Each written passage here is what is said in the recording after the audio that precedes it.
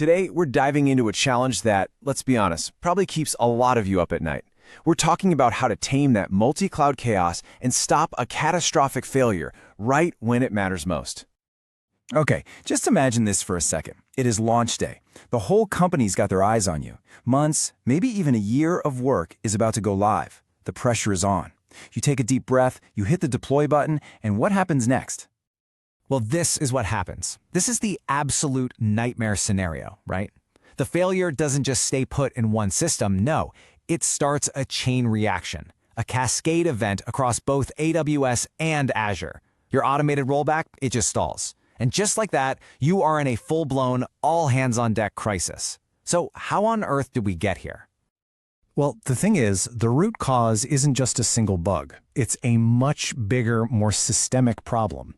A problem that's born from the very complexity we've all embraced. It's multi-cloud mayhem. And this slide, it just lays it all out, doesn't it? The gap between our beautiful plans and the messy reality. On the left, that's the dream. Sequential updates, automated checks, a nice, clean rollout. But on the right, well, that's the multi-cloud reality. You've got dozens of teams, multiple pipelines, all making changes that end up colliding and creating a system-wide outage. And that really is the heart of it. You see, when you have all these independent teams pushing changes to services that are all interconnected across different clouds, and there's no central point of control, failure stops being a risk. It becomes an absolute inevitability. So, how do we possibly fight back against this kind of chaos? Well, we do it by introducing a really powerful and maybe a little counterintuitive idea. Let's call it the stability safeguard. And at the core of this safeguard is the deployment freeze. Now, this isn't about stopping work forever, not at all. Think of it as a strategic pause. We are deliberately and temporarily halting all the non-critical changes to carve out a pocket of stability, right when we need it the most. You know, the best analogy for this is air traffic control. When a massive storm rolls in, they don't just shut down the airport permanently. Of course not. They issue a temporary ground stop. Why? To prevent a disaster and to make sure every plane already in the air can land safely. A deployment freeze? It does the exact same thing, but for your code. And I love this quote because it just nails the concept. It feels like a paradox, doesn't it? But strategically pausing deployments is what actually allows your teams to move faster in the long run. It builds confidence because you're actively getting rid of the risk of those self-inflicted disasters. Okay, so the idea makes sense, but how do we actually turn this concept into a reliable, repeatable protocol that's going to work in the real world?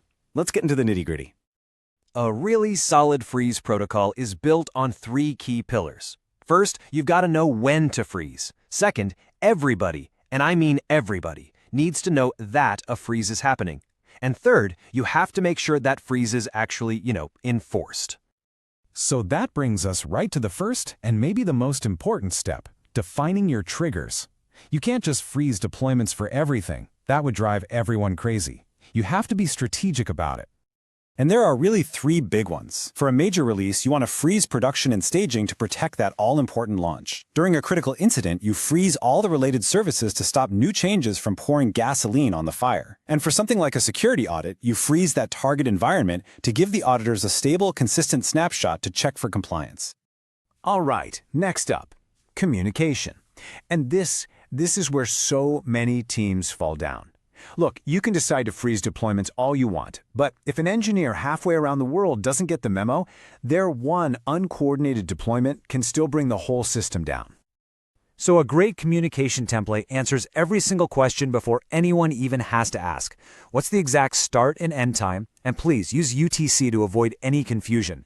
Why are we doing this? Which specific environments are affected? What exactly is frozen?